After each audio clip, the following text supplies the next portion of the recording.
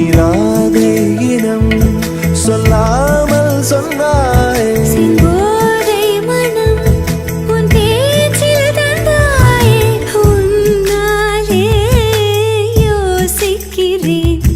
உன் விரலை பிடித்து நடக்கும் என்னிடம் யாசிக்கிறேன் கண்ணுக்குள் புத்தி வைப்பேன் என் செல்ல கண்ணனே வா தித்தித்த கைச்சத்திற்குள் என்னோடு ஆடவாவா அடிக்கடி உன்னை பிடிக்க நான் மன்றாடிட இடப்புறம் விரல் மடக்கி நீ